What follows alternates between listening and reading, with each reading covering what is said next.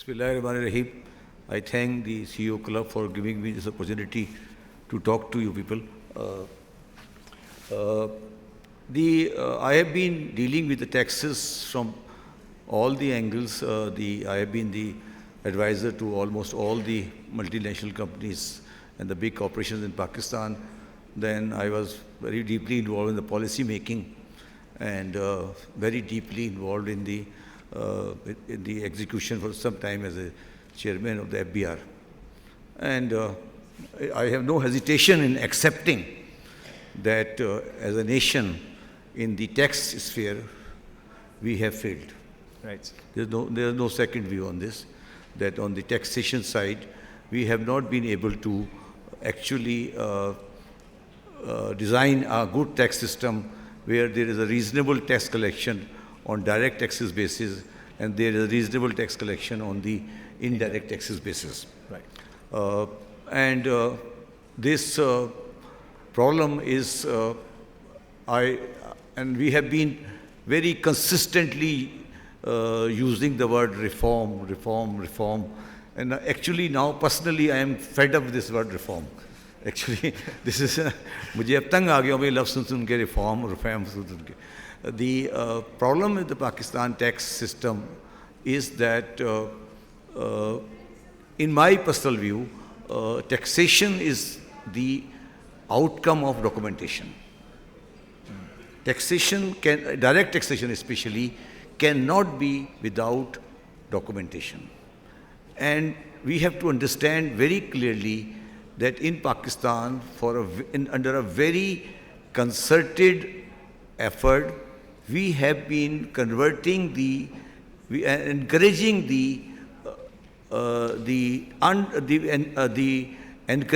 undocumented sector against the documented sector. So if somebody feels that any one person or anything can change the Pakistan tax culture, then he is wrong. Firstly, we will have to incorporate the concept of proper documentation, and then we will be able to do anything about taxation.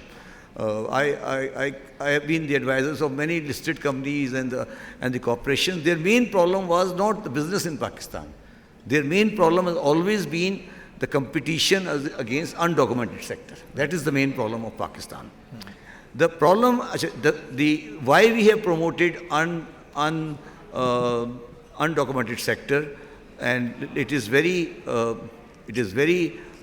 candidly, I can say very candidly, that it is not the fault of any income tax officer or the businessman. The undocumented sector has been promoted by the legislature, and again I am saying our so-called, I will name so-called sober and articulate American-trained economists. Right. Okay? So if you asked me, the founder of the debacle of the taxation system in Pakistan, then I will name a person whose name was Dr. Mehboob Haq. Okay. He was the person who destroyed initially the taxation system of Pakistan. And let me explain how. He introduced a system which was in 1979 in the Ziaul Haq regime, because Ziaul Haq was an unpopular leader and he wanted a guaranteed tax system. So what Dr. Mehboob Haq introduced was called a self-assessment scheme, which was based on a system that if you pay 10 rupees and you pay next year 11 rupees, then you are not required to keep the books of account. Interesting. And that goes on like this. So by the actions of Dr. Mehboob Haq and the self-assessment scheme of Ziaul Haq, which started from 1979 to date, even today, the Pakistan's accounting record of the businesses got separated from the accounting system. Oh, interesting. So the shops on Elphinstone Street, if they were paying 10 rupees in 1979, they are paying 10 increased. Their actual income is Revenue now is no entirely comparison. different. So that is finished. So the first person who destroyed the Pakistan taxation system was neither a tax officer, nor the businessman, nor the advisor. It was the American trained educated Dr. Mehboob Haq. The second person who destroyed the Pakistan system was again an economist and a very learned man, Dr. Hafiz Pasha, when he introduced presumptive tax in 1992. राज साहब आप हंस रहे हैं, आपको यकीन नहीं है या नहीं, आपको यकीन नहीं है या आपको समझ नहीं आ रही? तो नहीं, ब्लेंडनेस की बात नहीं है सर, बात ये कि हमें सच सुनने की आदत होनी चाहिए ना. अगर हम हर बात को गोल गोल घुमा के बात करेंगे तो फ़ायदा क्या है? What is the point? कभी तो सच बोल लेना, आखिर उम्र में सच बोल लेना, अब तो आखिरी उम्र आ गई, ठीक है ना. तो 1979 में डॉक्टर महबूब हक ने दोनों ने, अच्छा मेरी दोनों से बात हुई कि आपने ये क्यों किया, और दोनों की बड़ी रिस्पेक्ट करता हूँ मैं. उन्होंने कहा साहब हमें गारंटीड रेवेन्यू चाहिए था.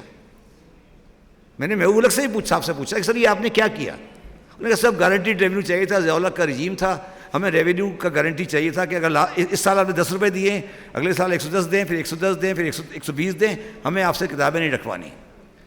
उसके बाद पाशा साहब ने और इसाक डार साहब ने 92 में आकर उसको मज़ीद मल्टीप्लाई किया और फिर आके उन्होंने कहा कि प्रिजम्पटिव टैक्स रजीम आपने इंपोर्ट पे 4 रुपये दे दिए, ये फाइनल लायबिलिटी हो गई. अब ये बैठा हुआ है मेरे बराबर में लीवर का, इसके बराबर में जो बंदा इंपोर्टेड बेच रहा है, जो इंपोर्टेड सामान बेच रहा है, उसकी इंपोर्ट पे 6% कट गया, वो फाइनल हो गया. ये बेचारा बना रहा है, एक्साइज ड्यूटी दे रहा है, ये कर रहा है, वो कर रहा है, ये जलील हो गया, ये जलील हो गया बेचारा, ठीक है ना. ये बेचारा तबाह हो गया. मतलब मुझे ये तो इसको नहीं जानता, मगर इसके जो प्रीडेसेसर्स थे उनसे मेरी बड़ी लंबी लंबी मीटिंग्स होती रहीं. अच्छा ये 79 देन 92, फिर हमारे आगे lawyer plus geniuses of Pakistan, उन्होंने एक लॉ बनाया जिसका नाम था protection of economic reform act. उसमें उन्होंने टैक्स और फॉरेन एक्सचेंज को मिला दिया. उसके लिखने वाले थे खालिद अनवर साहब, स्टेट बैंक के गवर्नर साहब, बड़े बाइज्जत है हमारे लिए भी.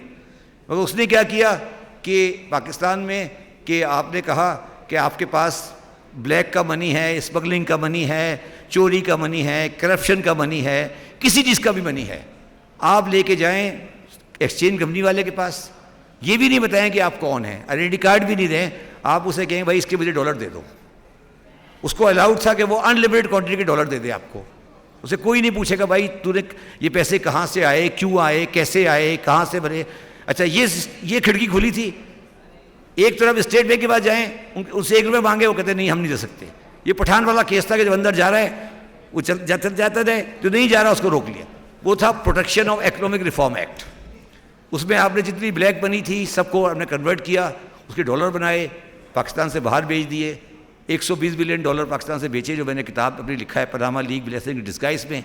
और जितनी ज़रूरत पड़ी उसको पाकिस्तान ले आए. उसकी एग्जामिशन इनकम टैक्स में आ गई 111(4) में, नो क्वेश्चन आस्क्ड. तो मुझे ये बता दें, ये सेल्फ एम्प्लॉयमेंट स्कीम, ये प्रिजम्पटिव टैक्स स्कीम, ये पीरा के साथ कोई बेवकूफ़ और उल्लू का पट्टा ही होगा जो पाकिस्तान में टैक्स देगा. अच्छा अब अनफॉर्चुनेटली हम बड़ी बड़ी बातें करते रहते हैं, कभी यूं कभी इधर कभी उधर. ये बेकार की बातें हैं. ये हमारे मुल्क का इंटेलेक्चुअल करप्शन है. मैं इमरान खान को हमेशा कहा करता था कि आप लोग पड़े हुए हैं पीछे पर्सनल करप्शन के, ये पाकिस्तान का इशू नहीं है. पाकिस्तान का इशू पढ़ा लिखा इंटेलेक्चुअल करप्शन है. जो लोग पाकिस्तान में मैंडेट के साथ आते हैं पाकिस्तान को तबाह करने के लिए, और वो करते हैं. आपके सामने मिसाल, मैंने 3 मिसालें दे दी. कोई बंदा इसके ऊपर, फिर मैंने इसके ऊपर फॉरेन एक्सचेंज लॉ के ऊपर मैंने कोई 50 आर्टिकल लिखे, और मैंने इसको बोला था द अनहोली ट्रिनिटी, कि आप पहले ब्लैक मनी कमाएं, फिर फॉरेन एक्सचेंज के थ्रू बाय करें, बाहर भेजें, बाहर से पाकिस्तान मंगा लें. ये जितने सारे बैंकर बैठे हैं, मुझे बता दें अगर कोई गलत कह रहा हो तो मुझे बता दें. 2018 में मैं कह के फिर मैंने ये लॉ लगवाया कि यार इसमें आइडेंटिटी कार्ड मांग लो, इसमें कागज़ मांग लो, पूछ तो लो ये कौन है, ठीक है. तो फिर ये तो अब आप जो मुझे कह रहे हैं कि टैक्सेशन सिस्टम का रिफॉर्म, और ये जब मैं चेयरमैन FBR बन के जाके बना 2019 में, तो मैंने इम्पोर्टर का प्रिजम्पटिव टैक्स रिजीम ख़त्म कर दिया. ये मेरे साथ बैठा हुआ है, इसको पता होगा. इम्पोर्टर का टैक्स ख़त्म कर दिया. آپ اندازہ نہیں کر سکتے کہ مجھے امپورٹر سے کیا بھگتنا پڑا، انکلوڈنگ لائف تھریٹس، کہ جی یہ کیسے ہو سکتا ہے کہ امپورٹر کتابیں رکھے گا، کس بات کی کتابیں، بس کٹ گیا امپورٹ، اس پہ فائنل ختم. یہ جو آپ نے بیماری لوگوں کے دماغ میں ڈالی 1992 سے، اس کے ڈالنے والے کوئی افسران نہیں تھے، اس کے ڈالنے والے کوئی بزنس مین نہیں تھے، یہ ہمارے انٹلیکچوئل نے ڈالی. اور ہم ان انٹلیکچوئلس کو اکاؤنٹ فار نہیں کرتے، ہم ان سے یہ نہیں پوچھتے آپ نے یہ کیوں کیا. دونوں نے مجھے کہا، تینوں نے مجھے کہا، جب میں 2018 کی پیرا کو امینڈ کرنے گیا اس کمیٹی میں بھی تھا اور خالد انور صاحب بھی تھے. انہوں نے کہا شبر یہ ڈاکومنٹ میں نے بنایا ہے، یہ امینڈ نہیں ہوگا. میں نے کہا سر جب تک میں زندہ ہوں ضرور امینڈ ہوگا، اور ہوا امینڈ. میں نے کہا سر میں اس کو امینڈ کراؤں گا، آپ جو مرضی کر لیں، میں نے بنایا ہے امینڈ نہیں ہوگا. میں نے کہا جی اب میرا بھی ہوا ہے کہ یہ ضرور امینڈ ہوگا. تو بات یہ نہیں ہے بڑے بڑے ہم نے بت بنا کے رکھے ہوئے ہیں، ان بتوں کو آپ گرائیں. اور یہ پاکستان کی بات کریں. اب کمنگ بیک ٹو دا آئندہ دنوں میں اگر آپ نے پاکستان کو چلانا ہے، کوئی بھی سسٹم نہیں ہے جس کے تحت پاکستان کا ٹیکس سسٹم صحیح ہو سکتا ہے جب تک آپ ایف بی آر کے 23,000 آدمی جو ہیں آج، ان میں سے 16,000 آدمی کو گھر نہیں بھیجیں گے. میں آپ کو بالکل کینڈیڈلی کہہ رہا ہوں. شبر صاحب اس طرح تو پھر میرے خیال میں پاکستان میں جتنے میجر ادارے ہیں، کیا میں نے کہا اس طرح تو پاکستان میں جتنے میجر ادارے ہیں ان کے 80% دیکھیں ان کا پرابلم امپلائیز کو آپ کو گھر بھیجنا پڑے گا. نہیں ان کا پرابلم یہ نہیں ہے، وہ صرف تنخواہ لے رہا ہے، وہ خراب نہیں کر رہا. اس میں پرابلم یہ ہے کہ جو چپراسی صبح آتا ہے نا، یہ جو افسر آتا ہے صبح، جو انسپیکٹر آتا ہے، وہ صبح آ کے یہ دیکھتا ہے کہ اب مجھے کس کس کو تنگ کرنا ہے. ایک سوشل ویلفیئر کا بندہ یا اسکول کا بندہ آپ کو تنگ نہیں کر رہا، ایک پاکستانی عوام کو تنگ نہیں کر رہا نا وہ، کیونکہ وہ آپ سے کنسرن نہیں ہے، وہ تنخواہ لیتا ہے، گھر جا کے بیٹھ جاتا ہے. اس کا جو ایف بی آر کا بندہ ہے، وہ جب صبح دفتر میں آتا ہے تو وہ آنے کے بعد پہلے فیصلہ کرتا ہے کہ میرے سرکل میں کون کون بندے ہیں، اور پھر جا کے ان بندوں سے پیسے مانگتا ہے، نوٹس بھجواتا ہے، پیسے مانگتا ہے. اچھا اس کی بھی میں کہانی سنا دوں آپ کو. جب میں چیئرمین ایف بی آر بنا تو میں نے 23,000 آدمی میں سے 16,000 آدمی کو یہ آرڈر اپروو کرا لیا عمران خان سے اور باجوہ صاحب سے کہ 16,000 آدمی کو ہم لیگ پہ بھیج دیں گے، اور ہم 5,000 سے کام کریں گے. جی اور ہم 5,000 نہیں، ایکچولی 5,000 بھی چل سکتا ہے ڈپارٹمنٹ. اب اتنی آٹومیشن ہو گئی ہے نا، اب آٹومیشن ہو گئی، ریٹرن فائلنگ بھی آٹومیٹڈ ہے سب. ہم نے یہ ہم نے کرا لی، ٹھیک ہے. مجھے اگلے دن بلایا کسی نے، جب میں وہاں پہنچا تو ایک بہت ہی بڑا پاکستان کا لرنڈ آدمی بیٹھا ہوا تھا. اس کو دیا گیا تھا جاب کہ پاکستان کی سول سروس کو ریفارم کیا جائے. وہ میرے سے عمر میں بہت زیادہ تھا. تو انہوں نے کہا یار یہ آپ بچے ہیں، یہ بیچارے اتنے بزرگ آدمی ہیں، آپ الگ الگ کام کر رہے ہو، ان کے ساتھ مل کے کام کرو. تو میں نے ساتھ مل کے کام کیا. 1 مہینے بعد میں نے کہا سر میں نہیں کر سکتا، میں گھر آ گیا. انہوں نے کہا جی ہم پوری سول سروس ریفارم کریں گے، کبھی 9 من تیل ہوگا، کبھی رادھا ناچے گی، کبھی پتہ نہیں وہ دن کب آئے گا، تو پھر وہ کریں گے. وہ نہ ہوا. وہ ایک رپورٹ بن گئی 5,000 صفحے کی سول سروس ریفارم کی، وہ فائل ہو گئی. پاکستان میں وہی کا وہیں رہا، پاکستان میں کچھ نہیں ہوا. تو جب تک آپ ہارڈ نہیں کریں گی. میں نے ایک اور سجیشن، ایک اور امینڈمنٹ کی. جب میں چیئرمین ایف بی آر تھا، مجھے باجوہ صاحب نے بڑا اچھا مشورہ دیا. انہوں نے کہا جو بھی بندہ کہیں پوسٹڈ ہے، ہمارے آرمی میں یہ لا ہے کہ 3 سال بعد اس کو ہم کہیں اور پوسٹ کرتے ہیں، چاہے وہ چپراسی ہو، چاہے کوئی بھی بندہ ہو، 3 سال بعد اس کو آپ کو پوسٹ کہیں اور کرنا ہوتا ہے. میں نے یہ آرڈر پاس کر دیا ایف بی آر میں کہ آپ جو بھی بندہ جہاں پوسٹڈ ہے 3 سال بعد اس کو چینج کر دیں. آپ یقین کریں کہ ایف بی آر کے 20,000 آدمی میں سے 19,000 کی آدمیوں کی اماں کو کینسر ہو گیا کہ سر میں تو شفٹ ہی نہیں ہو سکتا. تو میں نے پوچھا افسر سے یار تم یہ چپراسی ٹرانسفر کر رہا ہوں میں تو انسپیکٹر ٹرانسفر کر رہا ہوں، تم لوگ کیوں رجسٹ کر رہے ہو؟ اس نے بڑی اچھی بات کی مجھے افسر نے. اس نے کہا سر کام ہی نہیں چلے گا. نہیں اس نے کہا سر رشوت کس سے لینی ہے، کتنی لینی ہے، کہاں لینی ہے، وہ تو یہ کرتا ہے نا. تو اگر آپ نے اس کو نکال دیا تو میں کیا کروں گا؟ تو میں یہ کہہ رہا ہوں یار ہم لوگ جو فارم کی بات کرتے ہیں، وہ ایک امریکن آ جائے گا، ایک IMF والا آ جائے گا، وہ انگریزی بولے گا، 4 فائلیں بن جائیں گی، پھر 5-6 فائلیں اور بن جائیں گی، پھر ایک گورنمنٹ کو ایڈ آ جائے گی. میں آپ کو ایک بات بتا دوں، جب میں چیئرمین ایف بی آر تھا $200 ملین کا ورلڈ بینک کا لون تھا for reform of the F B R. میں نے اس کو ڈرا نہیں کیا ایک پیسہ بھی، اس لیے نہیں ڈرا کیا کہ مجھے پتا تھا وہ کاغذی کارروائی ہوگی اور میرے $200 ملین کا پاکستان کا قرضہ مزید بڑھ جائے گا. تو میں نے وہ $200 بلین وڈرا نہیں کیا. اور وہ بڑے ناراض تھے کہ سر آپ ریفارم وڈرا نہیں کرتے, آپ ریفارم نہیں کرنا چاہتے. میں نے کہا یار یہ کیا کریں گے, یہ بیچارے آ جائیں گے باہر سے, یہ بیٹھ جائیں گے آ کے, یہ کیا کریں گے, ٹائم ضائع کریں گے ہمارا بھی. تو پاکستان میں جو یہ ورڈ ہے نا ریفارم اور یہ ساری چیزیں, آپ کو اس پہ ایک گراؤنڈ ریئلٹی پہ جاننا پڑے گا. اور اب جو آج پاکستان کی پوزیشن ہے, جو آپ کے سامنے ہے, سب کے سامنے ہے, یہ تو میں نے 16 دسمبر 2021 کو ایک سیمینار میں پہلے بتایا تھا, جب آپ سارے لوگ ہنس رہے تھے کہ یہ شبر کیا کہہ رہا ہے کہ پاکستان گوئنگ کنسرن نہیں ہے. ٹھیک ہے, آج سارے لوگ پریشان ہیں. تو میں اب یہ کہہ رہا ہوں کہ یہ اب جو میری انڈرسٹینڈنگ ہے کہ جو ریئلائزیشن ہمیں چاہیے تھی وہ ہم نے اچیو کر لی ہے. رائٹ. ٹھیک ہے, اب پہلے میں نے یہ کہا تھا کہ یہ دکان نہیں چل سکتی, اب آپ کہہ رہے ہیں کہ چل نہیں, سکتی ہے. اب میں کہہ رہا ہوں کہ دکان کو ریفرنش کرو, نیا سیل مین رکھو اور نیا گارڈ رکھو.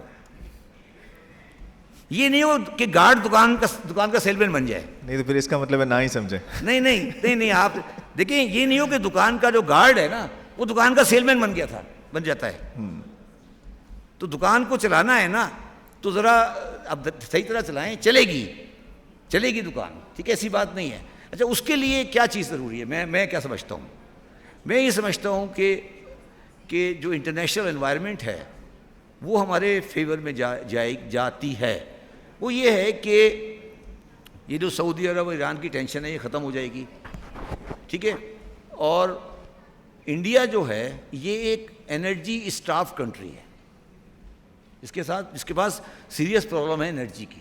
ٹھیک ہے, اور ہمارے جو ویسٹ سائڈ ہے اس پہ انرجی کے ریسورسز ہیں فرام رشیا, ترکمانستان, ایران, قطر, اور یہ سارے ریسورسز موجود ہیں. اس وقت ہم اس جیو اسٹریٹجک پوزیشن میں بدماش اور بتاگیر بنے ہوئے ہیں ان کو روکنے کے لیے. رائٹ. اور ہم اس بدماش بتاگیری کے پیسے پکڑتے رہے ہیں پاسٹ میں. اس جیو اسٹریٹجک بدماشی کے کی پیسے ہم نے پکڑے ہیں کہ یار ہمیں جگہ دے دو, ہم بدماش ہیں, ہمیں پیسے دو, ہم اس کو ڈیولپ نہیں ہونے دیں گے.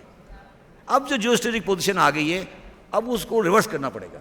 ریورس مینس اب الٹا ہو جائے گا کہ آپ جو جیو اسٹریٹجک پوزیشن ہے پاکستان کی اس کو آپ پاکستان کی اکنامک بینیفٹ کے لیے استعمال کریں گے, انیبل کریں گے. تو وہ انٹرنیشنل کمیونٹی کے لیے ایک بینیفیشل, جیسے کہتے ہیں نا, ون ون سچویشن ہوگی. اگر آپ کوئی 3 سال پہلے کا ایک آرٹیکل پڑھیں جو کہ نیشنل جغرافی میں چھپا تھا, اس میں لکھا ہوا تھا کہ جو اصولیہ فیلڈ ہے قطر میں, جو لارجسٹ گیس فیلڈ ہے, اس کا الٹیمیٹ جو آئل پائپ لائن ہے وہ چائنا جا رہی ہے. اصولیہ قطر سے ایران, ایران سے پاکستان, پاکستان سے انڈیا, انڈیا سے چائنا. یورپ میں ایسی پائپ لائنس ہیں. تو ہم نے یہ کیا بدماشی لگائی ہوئی ہے کہ جی ہم کوئی کام نہیں کرنے دیں گے, بھوکے مر جائیں گے, گھاس کھا لیں گے, یہ کھا لیں گے, وہ کھا لیں گے, اور کام نہیں کرتے ہیں کسی کو. تو یہ سب چیزیں ختم ہو گئی ہیں میرے حساب سے. اور ایک مطلب یہ چیزیں, ان چیزوں کو لوگوں کو یہ ریئلائز کرانے کے لیے جو باتیں میں آج کر رہا ہوں, یہ باتیں اگر میں 5 سال پہلے کرتا تو یہاں سے نکلتا اور گرفتار ہو جاتا. ٹھیک ہے نا, مگر اب لوگوں کو ریئلائز ہو گئی ہے کہ یار یہ تو ریئلٹی ہے, اس سے ہم بچ نہیں سکتے.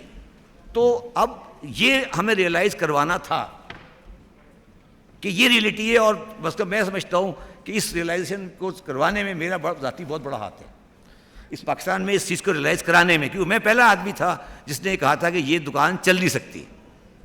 اب سارے کہہ رہے ہیں کہ دکان نہیں چل سکتی. تو اب دکان کو بند کرنا ہے, چلانا ہے, نئے ریک لانے ہیں, نیا گارڈ لانا ہے, سیل میں نیا لانا ہے, یہ فیصلہ کر لیں. میں ابھی بیٹھا ہوا آرٹیکل لکھ رہا تھا جو کل اخبار میں چھپے گا. ایک بہت مشہور رائٹر ہے تھامس پیکیٹی, اس نے کتاب لکھی ہے کیپٹل اینڈ آئیڈیالوجی. اس نے یہی لکھا ہے کہ یار یہ کیسے چل سکتا ہے, آئیڈیالوجی کا مطلب کیا ہے, فیصلہ کریں. پاکستان دنیا کا واحد کنٹری ہے جس کا ڈیفنس ایکسپینڈیچر 4% 75 ایئر سے ہے. نان ویریبل. دنیا کا نارمل 2.2% ہے. صرف 2 کنٹری ہم سے ایکسیڈ کرتے ہیں. کچھ مونارکیز ہیں مڈل ایسٹ میں اور اسرائیل. اس کے علاوہ دنیا کا کسی کنٹری کی ڈیفنس ایکسپینڈیچر ہمارے سے زیادہ نہیں ہے 75 ایئرس. 1-2 سال کی بات نہیں ہو رہی ہے, ہم 4% آج بھی خرچ کر رہے ہیں. تو یہ تھوڑے اگر 4% آپ ڈیفینس کا خرچہ کرتے رہے ہو 75 سال تک, پھر آپ کہتے ہو کہ پاکستان اگر پریشان ہے تو ٹھیک ہے, فیئر انف. پھر آپ کو اکاؤنٹنگ نہیں آتی, آپ کو اکنامکس نہیں آتی, آپ کچھ یہ سارا کچھ تو جو آپ نے 75 انڈیا کا اس وقت 2.3% کا ہے, دنیا کا ایوریج 2.2% ہے جی ڈی پی کا ملٹری ایکسپینڈیچر, آپ کیوں 4% کرتے ہو؟ ٹھیک ہے, آپ کہتے ہو تھریٹس ہیں, تو تھریٹس کا کیا علاج ہے؟ کیا تھریٹ کا یہ علاج ہے کہ جنگ کرنی ہے؟ وہ بھی کر کے دیکھ لیا آپ نے 5 دفعہ. تھریٹ کا یہی علاج ہے نا کہ ان کو سیٹل کریں. تو آپ نہ تھریٹ سیٹل نہیں کرتے, تو یہ تو اس طرح تو نہیں چل سکتا نا. ٹھیک ہے چلائیں نا آپ, اب کیوں نہیں چلا پا رہے؟ اب کیوں امپورٹ بند کی ہوئی ہے؟ اب سمجھ آ رہی ہے, اب تھوڑے دن میں اور سمجھ آ جائے گی. تو میرا کہنے کا مقصد یہ ہے کہ کوئی تو پاکستان میں یہ بتائے کہ یہ ملک اس لیے تباہ نہیں ہوا کہ آئی ٹی او کرپٹ ہے, یہ ملک اس لیے تباہ نہیں ہوا کہ بزنس مین کرپٹ ہے, یہ ملک اس لیے تباہ نہیں ہوا کہ کوئی کسی پولیٹیکل پارٹی نے, یہ ملک اس لیے تباہ ہوا ہے کہ یہ ڈیسائیڈ ہی نہیں کر سکا کہ ہمیں کیا کرنا ہے, ٹیکس میں کیا کرنا ہے, اکاؤنٹنگ میں کیا کرنا ہے, کیسے کرنا ہے. دیکھیے یہ واحد ملک ہے جس نے 1970 میں اس کی میجورٹی نے کہا کہ ہم اپنا نام بنگلہ دیش رکھیں گے. پاکستان کی اسمبلی تھی نا, اس کی میجورٹی نے کہا ہمارا نام بنگلہ دیش ہے, کہا نا جی. تو یہ جو پاکستان ہے یہ ہمارا برانڈ ہے, کوئی ہمارے پاس کہیں ہم نے کہیں اس کی رائلٹی دی ہوئی ہے کہیں؟ میجورٹی تو کہہ چکی ہے اس کا نام بنگلہ دیش ہے. تو یہ ہم نے کیا نوشنز لگائے ہوئے ہیں اپنے آس پاس, ان کو ختم کریں. یہ جغرافیکل اینٹیٹی جو آج ہے ہماری, یہ ایک جغرافیکل اینٹیٹی ہے, اس کا نام پاکستان ہے, یہ فیڈریشن رہے گی, یہ ایک انڈس ڈیلٹا ہے, اس کی ایک جغرافیکل اینٹیٹی ہے, اس کا ایک ریشنل ہے, یہ ہمیشہ کے لیے رہے گی, اس کو کوئی ڈینجر نہیں ہے. یہ اس کا ایک اکنامک ریشنل ہے, بٹ اس کو ایک سوشو اکنامک سوسائٹی کی طرح, کلچر سوسائٹی کی طرح چلا سکتے ہیں. یہ نہیں ہو سکتا کہ 3 بارڈر 75 سال تک. ابھی تک ہم یہی فیصلہ نہیں کر پائے کہ وزیرستان میں کیا ہوگا. میں آپ کو ایک بات بتا دوں آخری بات کرتے ہوئے, میں جو چھوڑ کے آیا ہوں جو ایف بی آر, اس میں ون آف دا ریزن یہ تھا کہ میرا سیریس ڈسپیوٹ ہو گیا تھا آن دی فاٹا ایریاز ٹیکسیشن. فاٹا والے نہ بجلی کا بل دیتے ہیں نہ سیل ٹیکس دیتے ہیں, نہ انہوں نے کبھی زندگی میں بجلی کا بل دیا, نہ انہوں نے کبھی سیل ٹیکس دیا. اب وہ کیا کرتے ہیں, جو مسئلہ پڑ گیا ہمارے ساتھ, وہ پڑ گیا اسٹیل ری رولنگ کا. وہ سارے پاکستان سے خریدتے ہیں اسٹیل کا اسکریپ, لے کے جاتے ہیں جبرود میں جو فاٹا میں, وہاں سریا بناتے ہیں, پاکستان میں بھیج دیتے ہیں. اس کا نہ سریا بنانے میں بجلی کا بل بھی نہیں دیتے اور سیل ٹیکس بھی دیتے ہیں. ان کا مارجن 35% زیادہ ہوتا ہے باقی پاکستان اسٹیل سے, اور ملیں ساری لگی ہوئی ہیں جبرود پشاور سے کوئی 4 میل دور. How can you run country like دس؟ میں نے عمران خان کو یہی بولا, میں نے کہا یہ کیا بکواس ہے, how can I run a country like this? Molty Foam, اور سارے فوم والے آزاد کشمیر میں بیٹھے ہوئے ہیں, سارے پرفیوم والے سوات میں بیٹھے ہوئے ہیں. اور آپ دیکھیں نا یہ آپ بات کر رہے ہیں پاکستان, یہ ریئلٹی ہے. ان کی یہ ڈیل کرتے ہیں کاسمیٹک میں, بتائیں گے آپ کو کہ سارے کاسمیٹک والے کہاں ہیں, سوات میں, سارے فوم والے آزاد کشمیر میں, سارے اسٹیل رولنگ والے وہاں پہ. تو اس طرح تھوڑی چلتے ہیں ملک یار. This is what I am trying to say کہ ٹیکس ریفارم کی اب جب بات کرتے ہیں, ٹیکس ریفارم ان آئسولیشن کوئی چیز نہیں ہے. جب تک آپ پاکستان کا پورا اکنامک اسٹرکچر کو بیلنس نہیں کریں گے, ٹیکس ریفارم آ گئی, یہ آ گیا, وہ آ گیا. اور جو اس وقت آپ کر رہے ہیں پاکستان کے ساتھ کہ آپ نے سیل ٹیکس کا ریٹ اٹھا کے 18 کر دیا ہے, تو یہ تو کرمنل ہے, کرمنل. یہ تو آپ پاکستان کو تباہ کر دیں گے اس طرح سے. تو 18% از اے ویری ہائی ریٹ, اور آپ جو نہیں سیل ٹیکس دے رہا اس کی عیشی لگی ہے. آج جب میں آیا تھا, میں ٹریک اینڈ ٹریس لگا کر آیا تھا 7 انڈسٹریز میں. میری information, I think it may be wrong, میری انفارمیشن یہ ہے کہ آج ان 7 انڈسٹری میں سے 5 انڈسٹری میں ٹریک اینڈ ٹریس نہیں چل رہا ہے, ٹریک اینڈ ٹریس نہیں چل رہا ہے. دس از دا پوزیشن. باقی آپ کی مرضی ہے جو آپ کہنا. سر اس پہ آپ کا ایف ٹی آر پہ کیا ویو ہے؟ What is your opinion on F T R? For example globally what happens is ہم نے 3 طرح کے ٹیکسز رکھے ہوئے ہیں, ہم اس کو کنسالیڈیٹ کر کے بزنس مین کے لیے ایک سنگولر ٹیکس کی طرف کیوں نہیں جاتے؟ That is one question. The other question I would like to ask is, what is your opinion on what is happening on IMF deal? Because اس پہ آپ کا ایک ایکسپرٹ اوپینین چاہیے ہوگا کہ everybody is confused, all the terms are apparently fulfilled, but still it is not going through. What are the, I mean, please answer these 2 questions. میں دیکھیے جو پاکستان کا ٹیکسیشن سسٹم ہے, جس میں ہم نے پروونسز میں دیا ہوا ہے ٹیکس آن سروسز, جی, تو یہ پاکستان میں جو ٹیکسیشن کا نظام کا بیس ہے نا, وہ 1935 کا گورنمنٹ آف انڈیا ایکٹ ہے. جی آئی نو. انڈیا میں بھی یہ ایسا ہی تھا. جی. تو انہوں نے ابھی انڈیا میں 2018 میں اس کو کنسولیڈیٹ کر دیا ہے. تو پاکستان میں بھی یہ جو ملٹیپل اسٹیج کا ہے یہ چل نہیں سکتا, اس کو آپ کنسولیڈیٹ کرنا پڑے گا. آپ ٹیکس ایک جگہ لے لیں, ڈسٹریبیوشن آپ آگے کر لیں, یہ نہیں ہو سکتا. یہ جو آج ہو رہا ہے یہ نہیں ہو سکتا.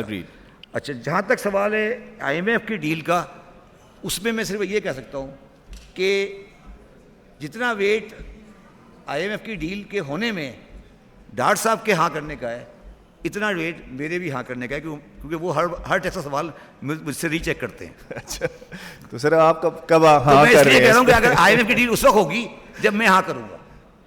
اور ویری فرینکلی ابھی کچھ چیزیں ہیں جو بالکل انسیٹلڈ ہیں, اور میں نے آپ کو اگر آپ کو یاد ہو تو میں نے تقریباً 1 مہینے پہلے ایک ٹی وی پروگرام پہ کہا تھا کہ یار سامنے سے ہٹ جا پلیز. میں نے ایک ٹی وی پروگرام پہ بات کہی تھی کہ سر آپ کا ڈیڈ لاک ہو گیا ہے, اور جو آپ کے بڑے بھائی ہیں ان کے پاس جائیں, وہ آپ کا ڈیڈ لاک ختم کرائیں گے. آپ کو سمجھ نہیں آئی تھی بات. پھر میں نے ایک دفعہ کہا کہ آپ کے بڑے بھائی کے پاس جائیں, وہ آپ کا ڈیڈ لاک ختم کرائیں گے. پھر ان کو سمجھ نہیں آئی. اب تھوڑی سمجھ آئی. انہوں نے امریکن ایمبیسڈر سے کہا ہے کہ آپ ذرا سفارش کریں کہ ہمارا ڈیڈ لاک ختم کرائیں. پڑھ لیا ہوگا آپ جی. تو ان کے پاس کیوں گئے, یہ کیوں گئے ان کے پاس؟ دیکھیں اس کے اوپر نا ایک بڑی سمپل سی میری تھیوری ہے, جو اس پہ میں نے آرٹیکل لکھا ہے. میں ختم کر رہا ہوں. میں نے ایک آرٹیکل لکھا ہے وٹنس ریکارڈر میں. میں ختم کر رہا ہوں.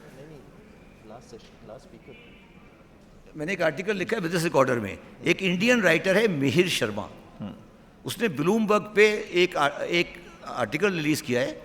اس نے بہت اچھی بات لکھی ہے کہ you can not borrow from Chinese to Americans to pay Chinese. ٹھیک ہے. اور اس نے جو 24 اور 25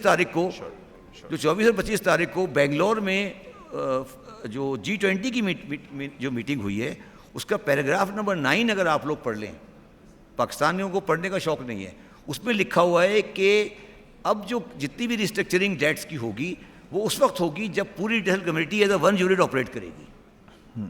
اور جو آخری بات مہر شرما نے لکھی جو ہمیں سمجھ نہیں آ رہی, وہ یہ کہہ رہا ہے کہ چائنیز کا جو ڈیٹ ہے ہمارے پاس, وہ ڈیٹ امریکن ڈیٹ کی طرح نہیں ہے, اور چائنیز کے پاس ڈیٹ ریسٹرکچرنگ کی وہ سسٹم نہیں ہے جو امریکنس یا ویسٹ کے پاس ہے. ان کے ہاں وہ چلتے ہیں سنگل انٹری پر, اور ان کی جو ڈیٹ ہے ہماری بہت ساری ڈیٹ جو ہے وہ ان کی کارپوریشنس کی ڈیٹس ہے, مطلب وہ ڈیٹ ان کی اسٹیٹ کی ڈیٹ نہیں ہے.